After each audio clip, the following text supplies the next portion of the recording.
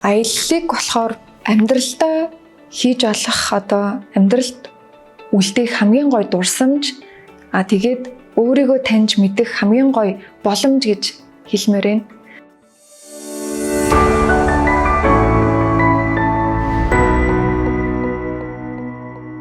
За сайн байцгаана уу? Намайг Замлан гэдэг. Би жүжигчин мэргэжилтэй соёл урлагийн сургуулийг тайз дэлгэцийн жүжигчин мэргэжлэр сурч төгссөн.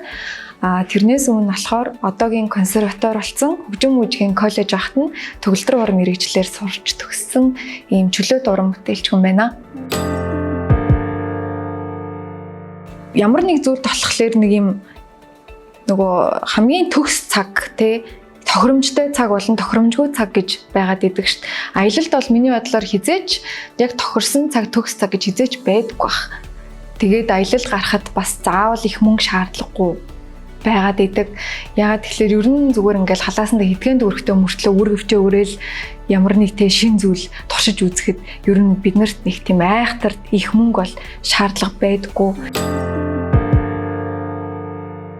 Яг нэг юм төгс цагийг ер нь голцоо бид нар амар хүлээдэг юм шиг санагдаад идэг байхгүй. Мөнгөтэй болчоороо эсвэл за энэ ажлыг бүтээчгээрээ эсвэл за эний л ард гарчих юм бол эсвэл хоёлаа эхлээд байртаа болоод машинд болоод гэдэг ч юм уу гэр бүлийн нөгөө төлөвлөлт дээр эхлээд нэг юм заавал нэг шалтгаан гаргаж тавьдаг байхгүй.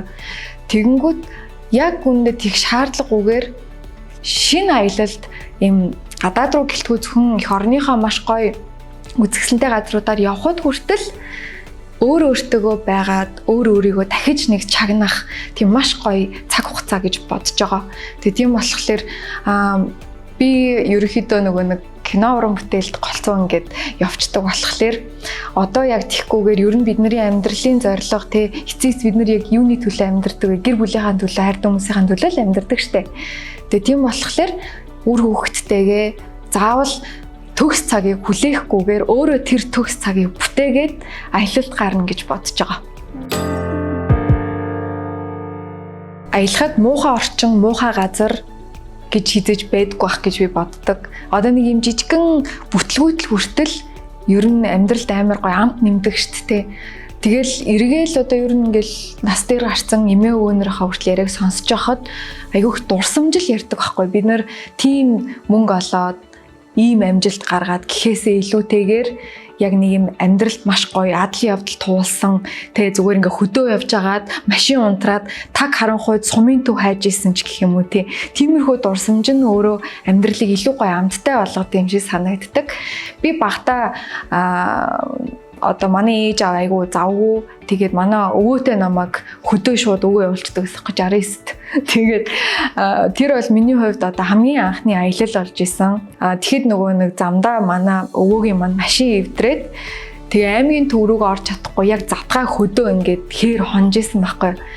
Тэгэл яг тэр үед ингээд нөгөө нэг яг өвөөтэйг ойлгохнаа тэгээ юугаач ойлгох байгаа мөртлөө яг тэр дурсамж бол миний хувьд бүр амар тийм нандин санагддаг.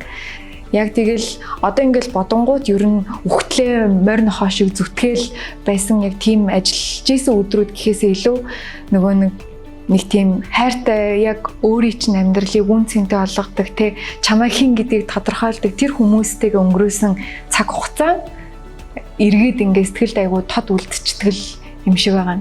Хүн гэдэг амьтан чинь яг амьд харилцаанд орж ээж тэр амьд гэдэг мэдрэмжээ хөглж идэг, шинэ мэдрэмж авах гэж маш их зүйл эрэлхийлдэг. Гэхдээ тэр зүйлийг амар холоос хаагаад идэг юм шиг санагддаг байхгүй. Тэгэнгүүт бидний хайж байгаа аз жаргал нь маш ойрхон дэрэгдчин байдаг. Яг жилдээ тийшээ явна гэдэг зорилгоо гаргаад тэгээ хайртай хүмүүстэйгээ аялаасаа гэж хүсэж байна.